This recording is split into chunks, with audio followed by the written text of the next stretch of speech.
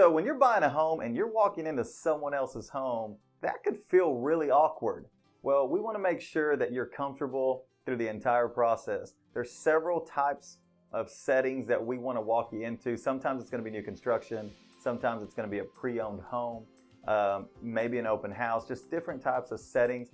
And they can get a little intimidating and a little awkward. So we want to make sure we talk through all that with you, and we make sure that you're prepared at whatever type of home you're going to walk into. And so here's a couple of things we want to talk about.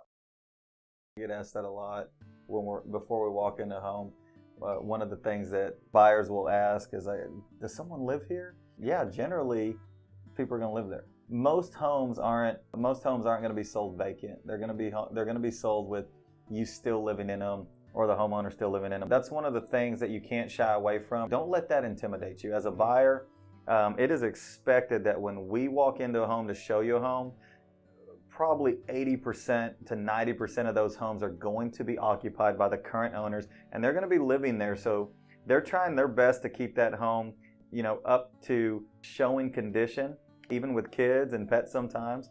But at the same time, don't let that intimidate you. They want to welcome you into their home, completely invite you into that home so that you can fully see it, take it in, and really make a decision on if that's the right home for your family or not. So don't ever let that intimidate you. Along with walking into an open house or new construction also, they look so nice and fancy, and sometimes the open houses can be intimidating. You might walk in and you see a realtor there holding an open house. They're just going to be present there to make sure that they provide all the information for their client, and they're trying to sell their client's home as well. But make sure you're represented. A lot of our clients will go to open houses, but we make sure that we are in contact with the listing agent and let them know that, hey, our clients are going to go by there this weekend. You have an open house. We may or may not have already seen that property, but they're going to go take another look. So don't feel intimidated by walking in an open house. There's generally going to be a representative there to help you and answer questions so that you can make a good decision on that home, make sure it's the right home for you, and then you can get in contact with your agent and make sure if you want to make an offer, or you have any other questions about that property. And new construction is a little tricky because sometimes those homes aren't even finished, and that can be kind of intimidating. Get with your agent. What we do is we track down builders all over the county and surrounding areas. We have a really awesome list of builders that we work with, that we close a lot of deals with for our clients. Some of those homes aren't even available on MLS, Zillow, or the apps that you're looking at. And we have to track these rural communities down, drive all over the place, go down, back roads, dirt roads, and make contact with these builders and keep in contact so that we are up to date with every bit of their current inventory, homes that are going to be done in the next 30, 60, 90 days. And we have several awesome builders that we work with that actually have that availability for us, and they have a good list and let us know, and they keep us up to date. But it's up to us, it's up to the agent to keep in touch with them and make sure that we're up to date with all the homes that are available so that we can show you those homes and you can have better options, more neighborhoods around the county. So there's some things that you have to think about when you're a buyer. Are you looking at new construction? Are you looking at pre-owned? What are you looking at? And then let's put a plan together and pursue those types of properties, because it can get just overwhelming sometimes. We like to limit it a lot to maybe 5 homes a day when we go out and show, and that's a lot. They start running together. When you get to 5, 6, 7 homes, they all start looking the same. You forget which home was this and which home was that. It can get a little chaotic. We get a little scatterbrained. So we like to make sure we have a good solid list for you when we're looking at houses. And also, another thing is, let's narrow down the location, okay?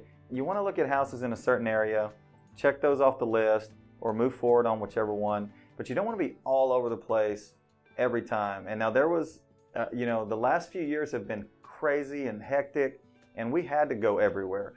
But now what we're seeing is homes and inventory is coming back, and so neighborhoods are going to have multiple houses in there. We can actually get in there, look at the property, we can slow down, we don't have to make an offer, in that moment. Now that's not always the case. Some price points that are lower price points, we're seeing, houses in under 300, 250s, and especially 200 and under are moving so fast like they were before. So that's another thing you have to keep in mind is, where's your budget, where's your price point? And if it is in the 200s to 250s, We have to be really aggressive, and you have to have an agent who has experience in putting contracts together and structuring contracts together that are going to get you that offer accepted and give you the best chance to get that offer accepted. And we can help you with that. The other side of it is if it's a higher price point, those houses are generally staying on the market longer, so you have time to go into those homes multiple times before you make a decision. And what we're not seeing very often anymore is going over list price and throwing money at these homes so that we have the best opportunity to get that contract accepted. So there's a lot of things changing, the market's shifting, a lot of things happening. It could be pretty scary and intimidating for buyers out there. And we've already talked about interest rates. We're going to continue to talk about interest rates because they're climbing. They're still going up. So if you buy now, you can always refinance later. But own the property now, get in now, and then refinance. So there's a lot of things that a lot of decisions you want to make when you're just tossing out around the idea of buying a home, selling a home.